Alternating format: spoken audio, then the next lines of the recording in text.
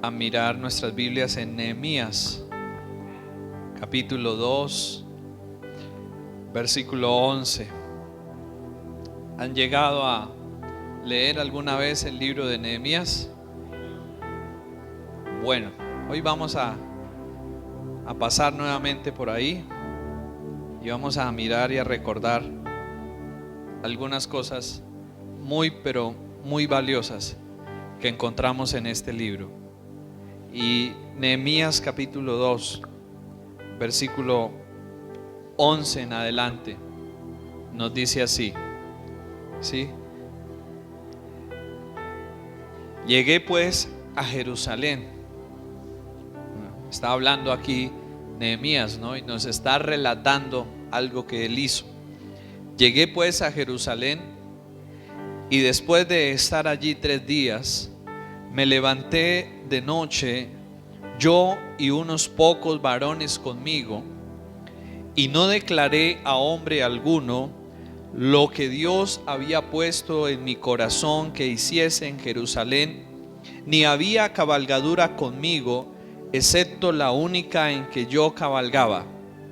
Y salí de noche por la puerta del valle hacia la fuente del dragón y a la puerta del muladar, y observé los muros de Jerusalén que estaban derribados y sus puertas que estaban consumidas por el fuego.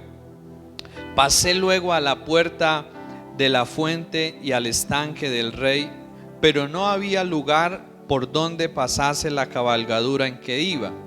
Versículo 15.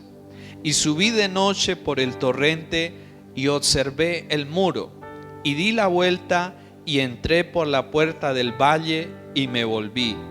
Y no sabían los oficiales a dónde yo había ido ni qué había hecho, sino hasta entonces lo había declarado yo a los judíos y sacerdotes, ni a los nobles y oficiales, ni a los demás que hacían la obra.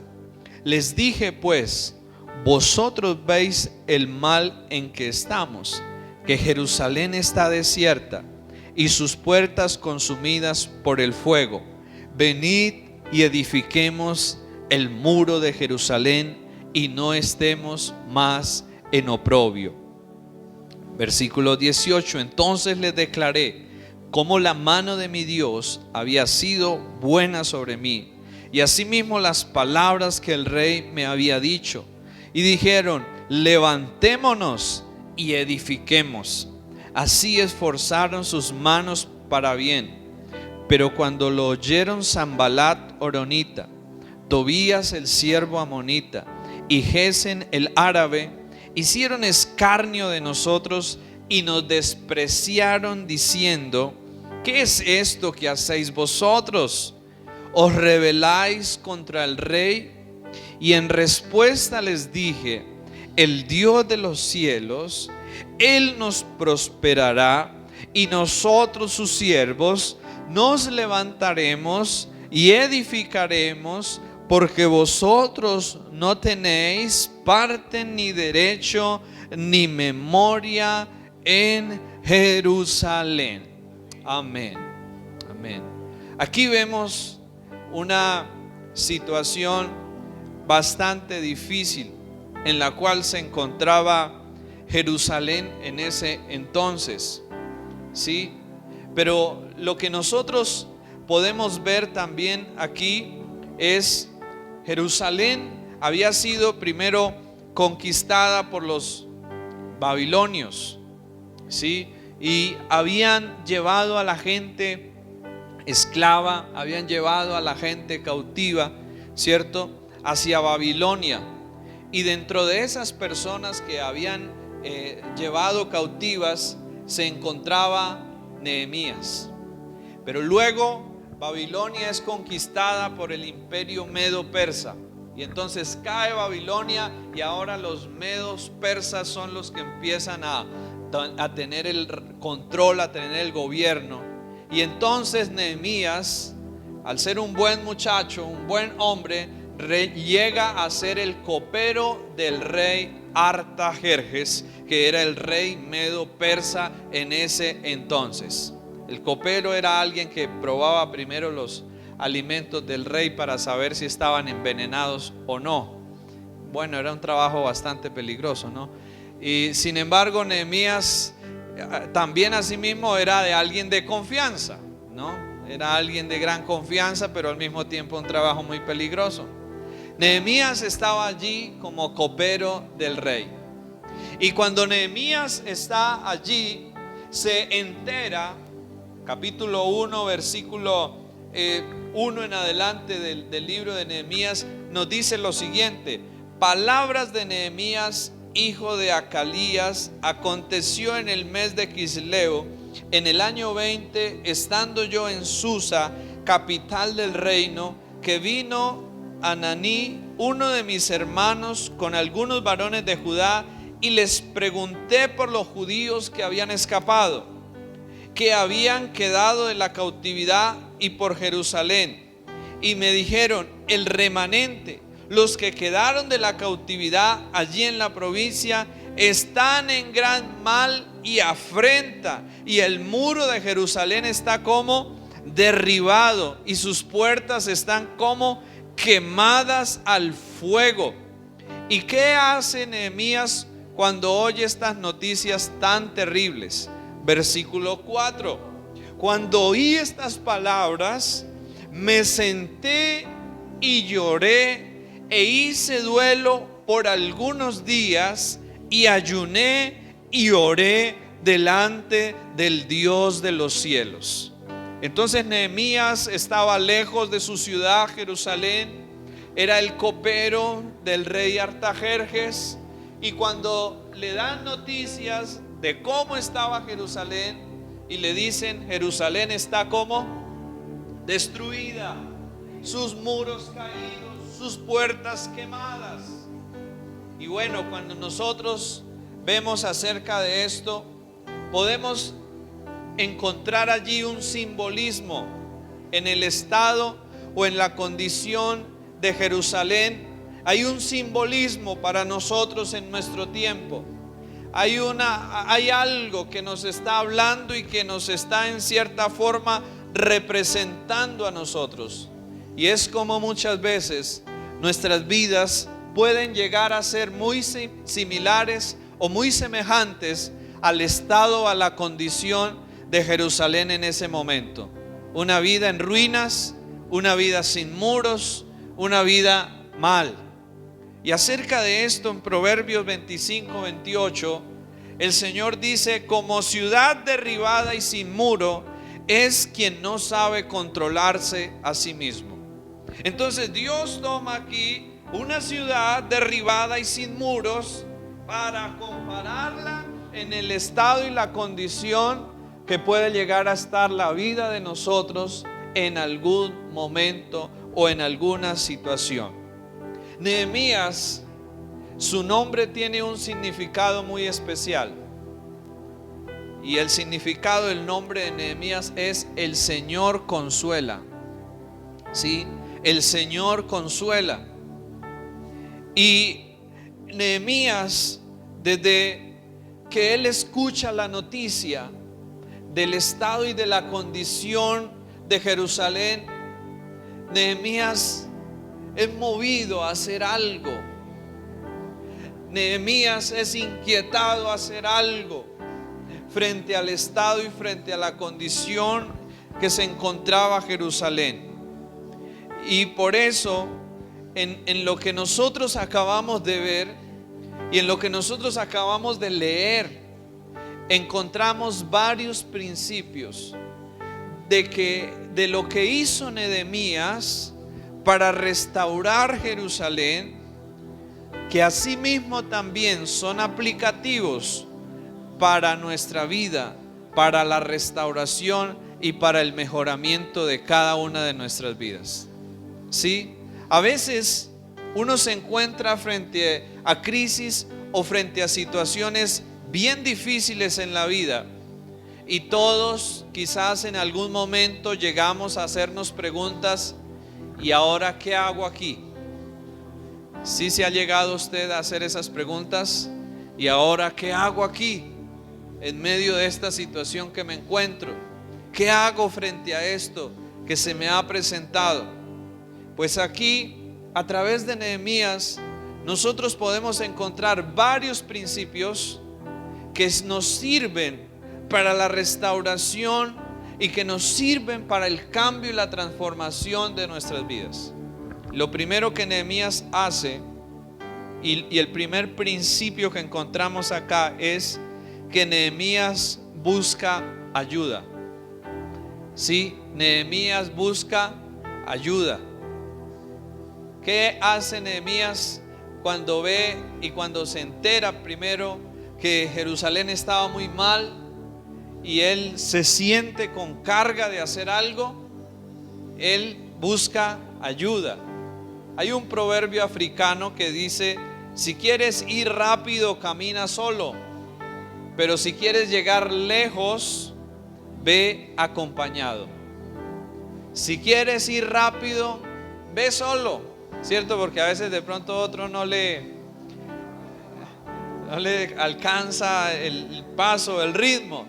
Pero luego el proverbio dice: pero si quieres ir lejos, ve acompañado, ¿cierto? Y aquí encontramos en Nehemías un principio muy, pero muy importante para que nosotros lleguemos a ver cambios en nuestra vida y para que podamos ver transformación en nuestra vida y en medio de nuestras circunstancias y en medio de nuestras crisis. Y el primero es: busca ayuda. Lo primero que Nehemías hace es llora. Claro, yo creo que todos ante las crisis nos quebramos, ¿cierto? Porque somos débiles. Pero además de llorar, Nehemías ora a Dios. Es decir, en quien primero Nehemías buscó ayuda fue ¿en quién? Fue en Dios. Oró al Señor, clamó a Dios, le pidió perdón al Señor. Ahí en el capítulo 1 vemos la oración que Nehemías hace. Pero luego de orar a Dios, él también buscó la ayuda del rey Artajerjes. Y fue y se presentó delante del rey. Y el rey lo vio triste. Y el rey le preguntó: ¿qué le pasa a Nehemías? Y entonces Nehemías le contó la situación en la que estaba Jerusalén. Y entonces Nehemías le pide permiso al rey, porque como él trabajaba para el rey y Nehemías quería ir a Jerusalén a hacer algo para ayudar, tenía que pedirle permiso a su jefe. Entonces le pide permiso al rey Artajerjes. Eso está en el capítulo 2. Pero además de pedirle permiso, también le pidió que le diera cartas para que los reyes y gobernantes no le fueran a poner problema para pasar. Pero además de eso le pidió que le autorizara allá a un hombre que le diera madera para poder reconstruir a Jerusalén. O sea, Nehemías pidió ayuda al rey. Y como primero había pedido ayuda a Dios, Dios le dio gracia delante del rey. Y el rey decidió ayudarlo y le dio permiso y le dio las cartas y lo autorizó para que le dieran madera y todo lo que necesitara para reconstruir. Pero luego llegamos al versículo 11 que acabamos de leer, ¿cierto? Y dice: llegué pues a Jerusalén. Ya estaba Nehemías ¿en dónde?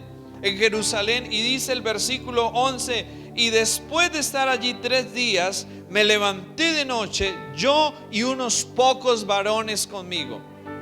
Entonces Nehemías pidió ayuda a Dios, pidió ayuda al rey Artajerjes, pero luego buscó unos hombres, ¿cierto? Y les pidió que lo acompañaran, ya estando en Jerusalén. Miren, y esto es un principio realmente importante. Si nosotros queremos lograr cosas en la vida, si queremos hacer cambios en nuestra vida, no lo podremos hacer solos. Necesitamos buscar la ayuda de Dios, pero también necesitamos buscar la ayuda de otras personas. A veces cometemos un error y pensamos que con solo orar, pensamos que solo con la ayuda de Dios ya directamente todo va a cambiar. Pero resulta que Dios nos ayuda también y Él trae respuesta también a nuestras vidas a través de otras personas. Y Dios va a usar a otras personas para que nos ayuden, para que nos aconsejen, para que nos escuchen, para que nos acompañen, para que oren por nosotros, para que oren con nosotros, para que estén a nuestro lado. Y eso realmente es algo importante que nosotros necesitamos reconocer. Sé que no es fácil buscar ayuda cuando tenemos problemas. Sé que no es fácil contarle a otros los problemas o las crisis que uno pueda tener. Sin embargo, debemos recordar que Dios envía su respuesta y su ayuda, y que Dios obra a través de otras personas en nuestras vidas.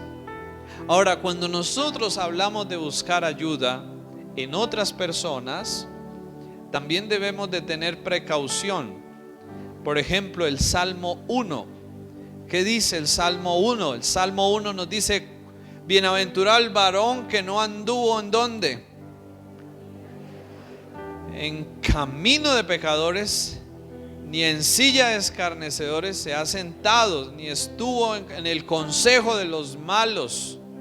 Entonces, cuando hablamos de buscar ayuda, no podemos ir a hacerlo con cualquier persona, ¿cierto?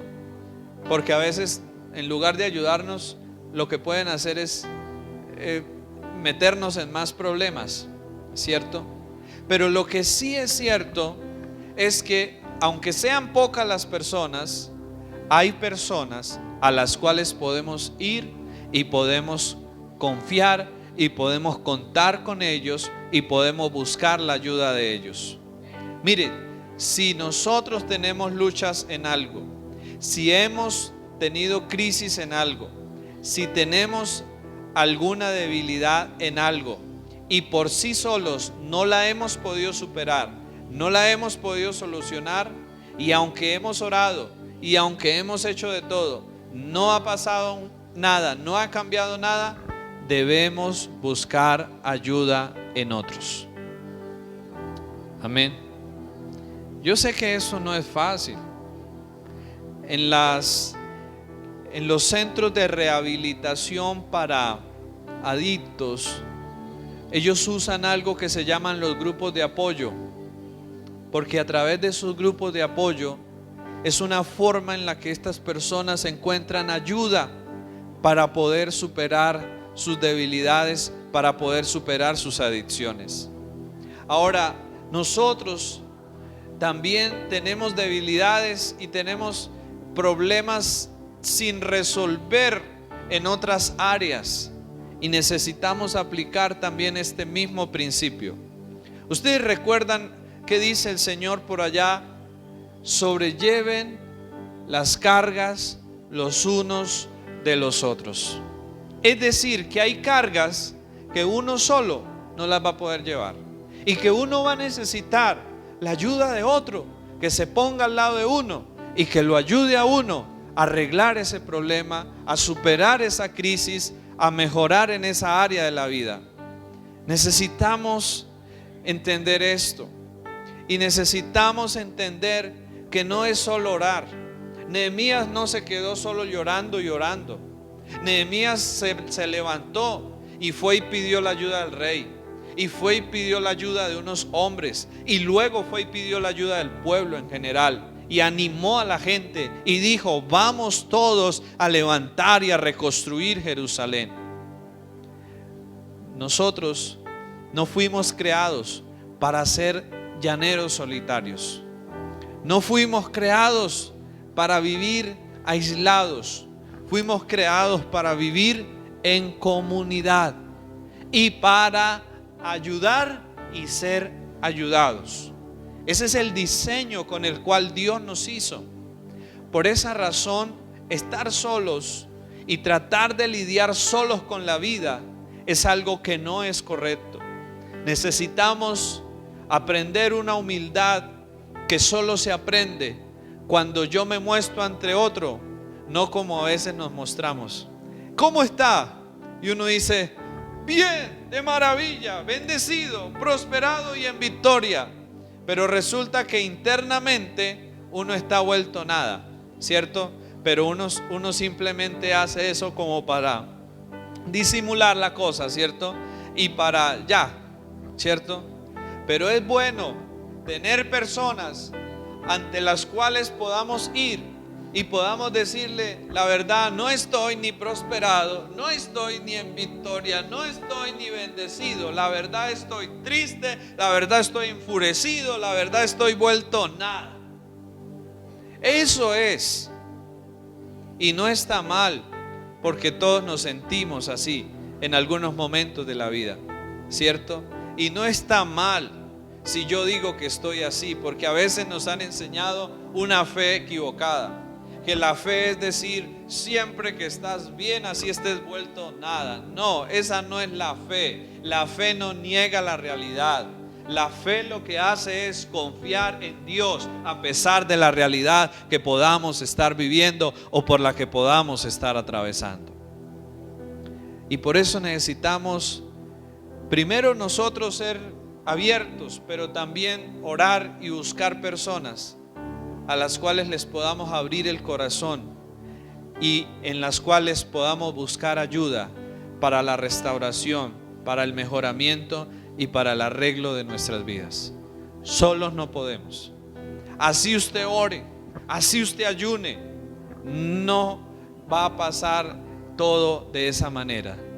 Dios nos lleva a que debemos buscar ayuda en otras personas también, porque ahí Dios, a través de eso, nos va a enseñar, nos va a aconsejar, nos va a ayudar y nos va a guiar.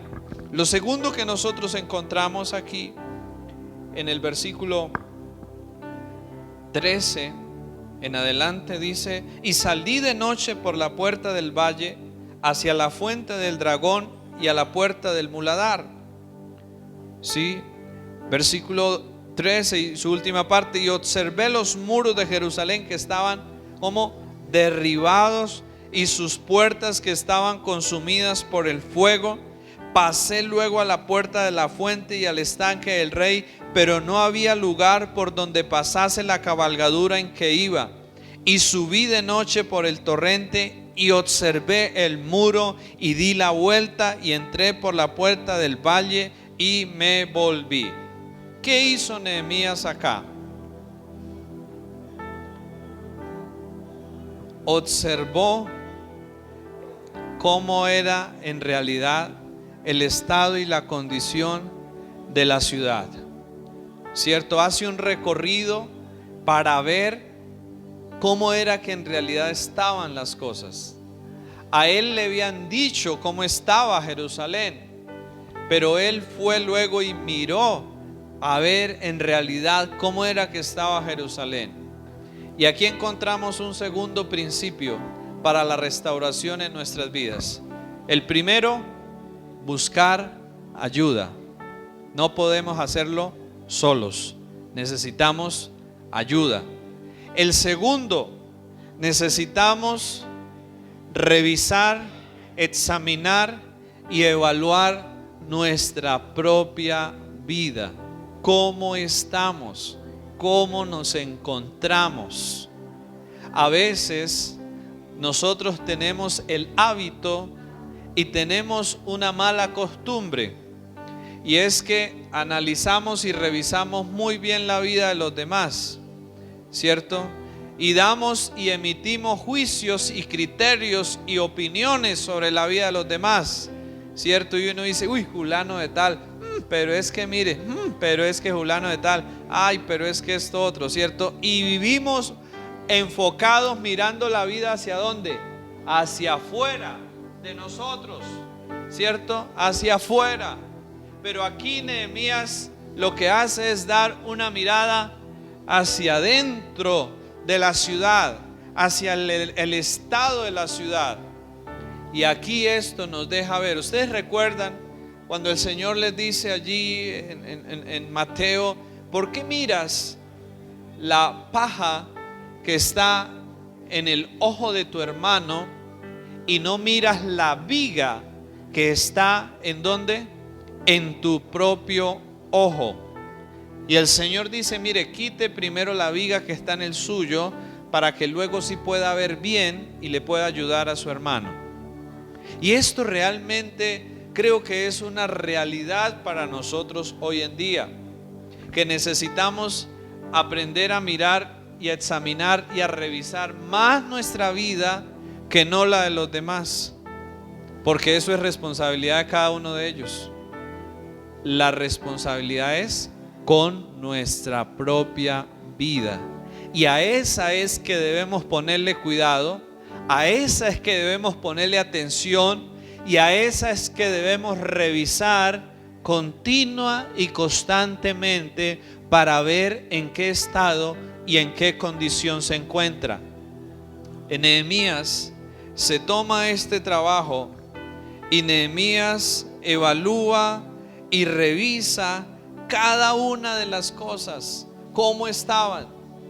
Y cuando yo veo esto, puedo pensar en el Salmo 139, versículos 23 y 24, donde David dice al Señor o pide al Señor: examíname, oh Dios, y conoce mi corazón.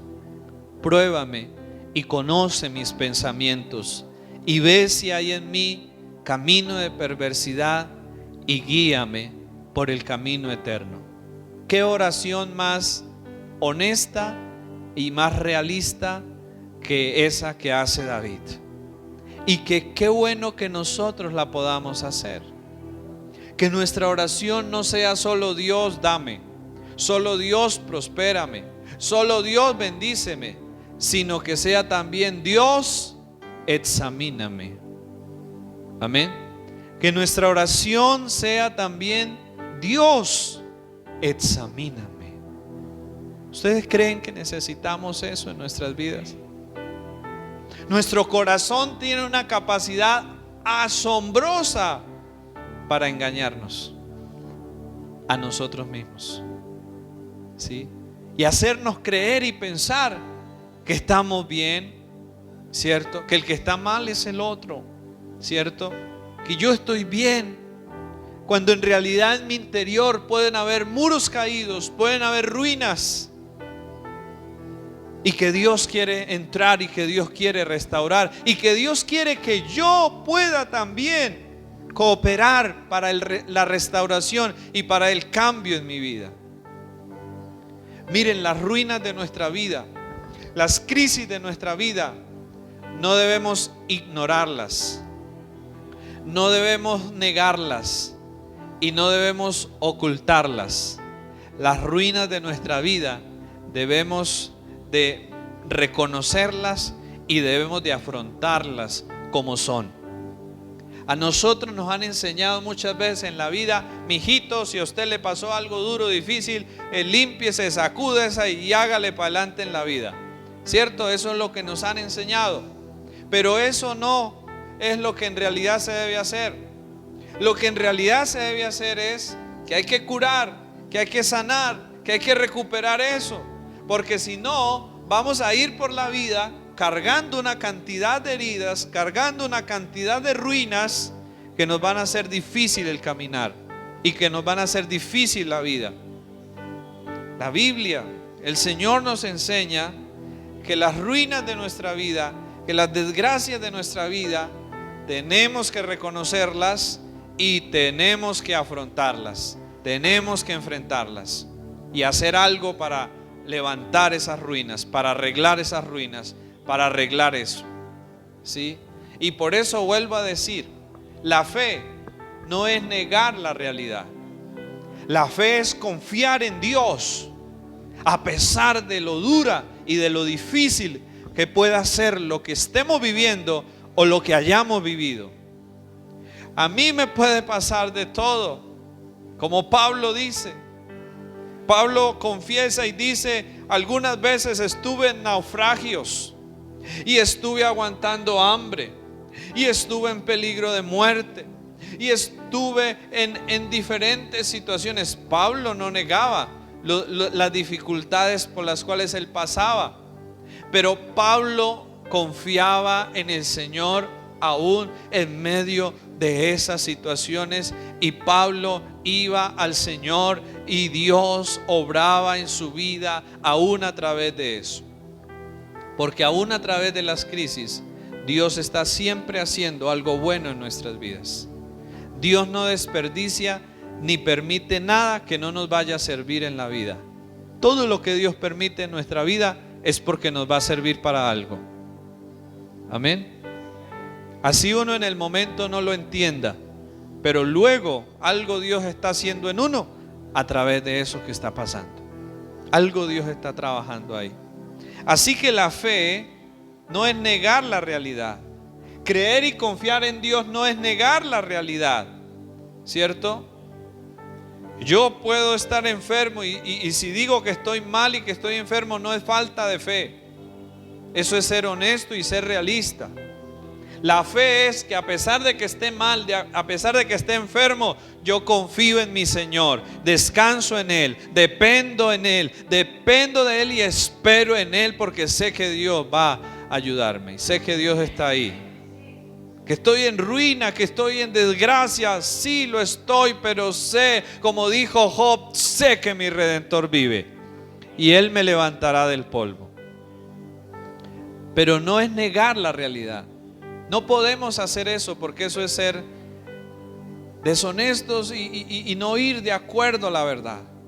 Necesitamos reconocer la realidad tal como es. Y eso es lo que hace Nehemías. Mira Jerusalén tal como es. Y le dice a su gente en el versículo 17: les dije pues, vosotros veis el mal en que estamos, que Jerusalén está como desierta y sus puertas están como consumidas por el fuego. Y uno diría, uy, pero Nehemías está diciendo eso. Sí, Nehemías estaba hablando de la realidad de la condición en la que se encontraba Jerusalén. Pero luego vemos acá el tercer principio de la restauración. El primero, buscar ayuda. No podemos solos. El segundo, necesitamos examinarnos y mirar con honestidad y con realismo cómo está nuestra vida, cuál es nuestro estado, cuál es nuestra condición, y hablar de él como es. No negar, no ocultar, no tapar, sino más bien exponer eso, porque cuando yo lo expongo ante Dios y lo expongo ante personas correctas, entonces voy a encontrar ayuda, consejo y sabiduría para salir de ahí y para arreglar eso que está mal en mi vida. El tercer principio que nosotros vemos acá es lo que les dice Nehemías. Él les presenta luego en el versículo 17: les dije pues, vosotros veis el mal en que estamos, que Jerusalén está desierta y sus puertas consumidas por el fuego. Pero Nehemías aquí no se devuelve para donde él estaba a seguir trabajando de copero, porque dice, no, esto aquí no hay nada que hacer, yo mejor me devuelvo por donde vine, no voy a perder el tiempo. ¿Cuál es la actitud de Nehemías? En el versículo 17, su segunda parte, ¿qué hace Nehemías cuando encuentra la ciudad así? ¿Qué hace este hombre? ¿Qué dice el verso en su última parte? Venid y edifiquemos el muro de Jerusalén y no estemos más en oprobio. Nehemías, en medio de la crisis, en medio de las ruinas que encontró, Nehemías tenía y tuvo esperanza y confianza de que las cosas se podían arreglar y de que las cosas podían mejorar. Y eso es algo que cada uno de nosotros sin duda necesitamos tener en medio de las crisis de la vida y en medio de las ruinas de la vida. Necesitamos tener esperanza de que eso tiene arreglo. Si el Señor le puso arreglo a lo que nosotros no podíamos ponerle arreglo, que era la muerte, imagínense si todo lo demás de ahí para atrás no va a tener arreglo. Si el Señor se encargó de solucionar ese problema que nosotros no lo podíamos solucionar. Ahora, cuando digo que el Señor solucionó el problema de la muerte, no estoy diciendo con esto que no vamos a morir. Estoy diciendo con esto que aunque un día vamos a morir, por cuanto el Señor venció la muerte y conquistó la muerte, un día nos vamos a levantar dentro de la muerte, así como Él se levantó al tercer día dentro de la muerte, y vamos a resucitar. ¿No se alegra usted de eso? Que así como Él se levantó de la tumba, nosotros también nos levantaremos como Él se levantó, y la muerte no podrá retenernos, sino que nos levantaremos victoriosos de ella. Y eso es glorioso. Y lo que nosotros vemos aquí en Nehemías es que a pesar de que la situación se veía muy, pero muy mal, ¿cierto? Terriblemente mal, ¿sí? Entonces Nehemías no se enfocó en eso, no se quedó llorando, sino que dijo: hagamos algo para que esto mejore, hagamos algo para que esto cambie. Y aquí recordamos las palabras del Salmo capítulo 113, versículo 7 y 8. Salmo 113, versos 7 y 8. Nos dice así: Él levanta al polvo, del polvo al pobre, y al menesteroso alza del muladar, para hacerlos sentar con los príncipes de su pueblo. Mire, yo creo que nosotros, cuando estamos frente a una crisis, cuando estamos frente a un problema, cuando estamos frente a ruinas de nuestra vida y nos vemos impotentes y nos vemos incapaces de hacer algo, y vemos todas las condiciones contrarias, tenemos que recordar quién es el que levanta, tenemos que recordar quién es el que restaura, tenemos que recordar quién es el que lo puede hacer. Aquí el Salmo nos dice: el Señor es el que levanta del polvo al pobre. No soy yo el que me levanto, es el Señor que me levanta. Como David dijo muchas veces: Él es mi gloria, el que levanta mi cabeza, ¿cierto? Y David una y otra vez lo confesó y lo plasmó en sus salmos. Así que cuando nosotros estamos frente a ruinas de nuestra vida, frente a crisis, y nos vemos a nosotros mismos incapaces de hacer algo, yo tengo que recordar que no soy yo el que lo hace, que no soy yo el que lo cambia, que no soy yo el que lo puede hacer, que es el Dios Todopoderoso el que lo hace y el que lo puede hacer y el que lo quiere hacer. Así que cuando uno se enfrenta a los problemas desde esa forma de verlos, ya no vamos a desesperanzarnos, porque ya no me veo a mí mismo, veo al Dios Todopoderoso que está de mi lado y que Él puede hacer algo. Ciertamente yo no, pero Él sí puede. Y eso es lo que nosotros necesitamos recordar. Y creo que Nehemías animó al pueblo a levantarse y a edificar, porque Nehemías sabía que Dios estaba con él. Nehemías sabía que Dios iba ahí delante de él, y por esa razón Nehemías anima al pueblo a avanzar, y por eso hay esperanza aún en medio de las ruinas para nosotros, porque no está en nosotros solamente, está en Dios la fuerza y el poder para hacer las cosas, para restaurar. Y si nosotros miramos nuestras vidas en el pasado y miramos crisis y miramos situaciones que hemos enfrentado, que uno en el momento decía: yo no sé aquí cómo voy a salir de esta, pero aquí estamos hoy, por la bendita gracia y la bendita mano poderosa del Señor que nos ha traído hasta aquí. Amén. Y Él ha obrado. No sabemos ni cómo salimos de ahí, pero el Señor finalmente desenredó todo eso y nos sacó adelante, porque Él es el que va delante de nosotros. Así que aquí encontramos el tercer principio: tener esperanza aún en medio de las ruinas. El primero es buscar ayuda. No podemos solo. El segundo es examinarnos y revisar y no negar ni ocultar las ruinas. Y el tercero es tener esperanza aún en medio de las ruinas. Tener esperanza aún en medio de las ruinas.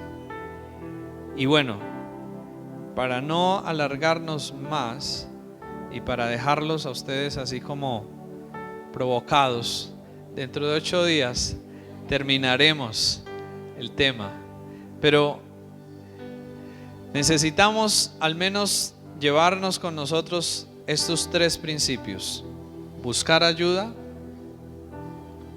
mirar y revisar nuestra vida y ser honestos en reconocer y afrontar las cosas como son, y la tercera de ellas, tener esperanza aún en medio de las ruinas. Y Dios Todopoderoso obrará en medio de nosotros y hará en medio de nosotros lo que nosotros no podemos hacer. Cuando nosotros nos encontremos frente a algo imposible, lo que tenemos que hacer en ese momento es recordar que hay un Dios poderoso de nuestro lado, que hay un Dios poderoso que lo puede hacer así yo no lo pueda hacer, así yo no sea capaz. Y eso tiene que ver con nuestras propias debilidades, tiene que ver con esas propias áreas de la vida que uno no ha podido cambiar, que uno ha querido cambiar, no ha podido, porque uno lo ha tratado de hacer uno solo, uno mismo. Y lo que uno tiene que hacer para ver el cambio ahí es buscar la ayuda de Dios, buscar la ayuda de otros, tener esperanza, ser honesto, ser realista en cómo están las cosas, porque nada va a cambiar si yo no parto de la realidad. Yo tengo que partir de una realidad para poder realmente hacer los cambios en donde se deben hacer y cómo se deben hacer. Y por eso, como creyentes, la fe no es negar la realidad.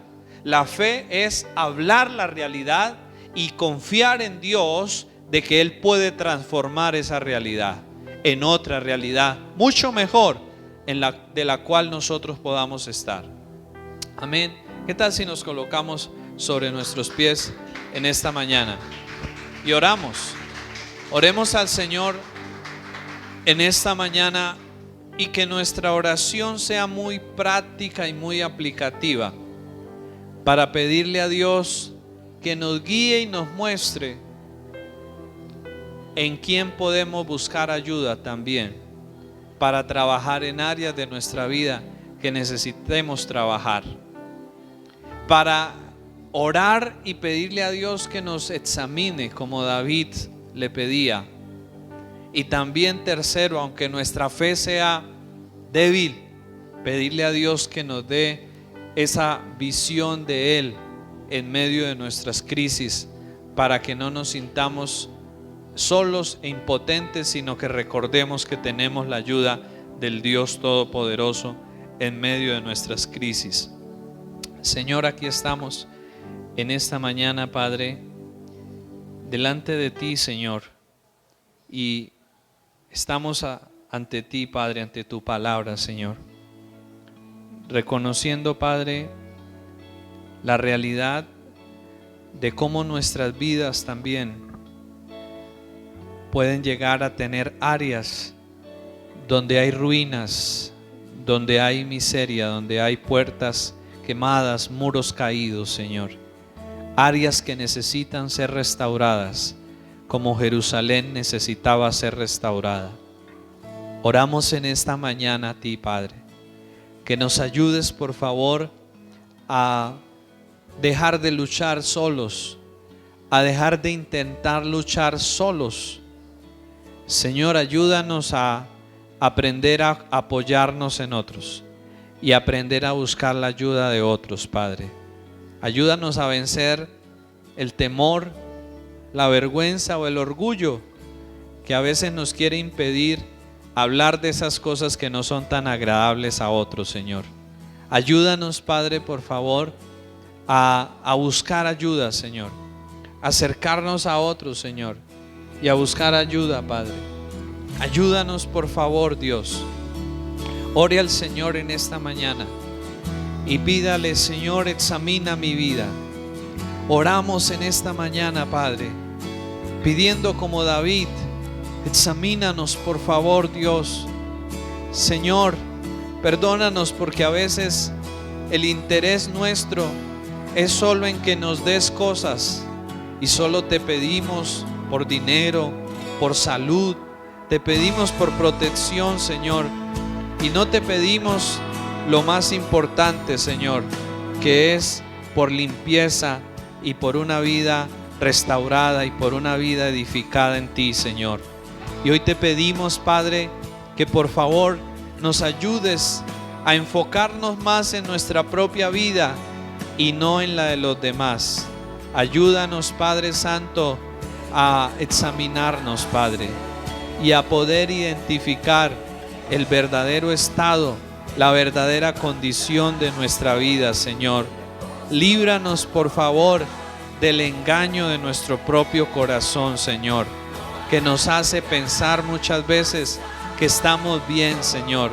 Líbranos también del engaño de otros que a veces nos halagan y vienen con engaño y mentira a hacernos creer cosas equivocadas. Señor, ayúdanos, por favor, a examinar verdaderamente el estado y la condición de nuestro corazón, de nuestra vida, Padre. Ayúdanos a no negar, a no ocultar esas ruinas de nuestra vida, sino más bien a reconocerlas y a enfrentarlas y a hacer algo para cambiarlas, Señor, para que no sigamos en oprobio, para que no sigamos en esas ruinas, Dios. Oramos en esta mañana, Señor, que por favor nos ayudes a cada uno, Padre, a que nuestra vida tenga esperanza, Señor. Ayúdanos a recordar que lo que nosotros no podemos, tú lo puedes hacer. Tú eres el que levanta del polvo al pobre y al menesteroso lo alza del muladar, Señor. Tú eres el que santifica, tú eres el que sana, tú eres el que salva, tú eres el que liberta, tú eres el que todo lo puede, Señor. Ayúdanos a tener presente eso en medio de las ruinas, en medio de las dificultades, en medio de las crisis de la vida. Señor, ayúdanos a tener esperanza, Padre, de que tú lo puedes hacer, Señor, y de que tú lo harás, Padre. Hoy oramos a ti, Señor, y hoy cantamos a ti, Señor, en medio de las ruinas, en medio de la crisis, en medio de la necesidad. Queremos cantar a ti un cántico de esperanza, Señor.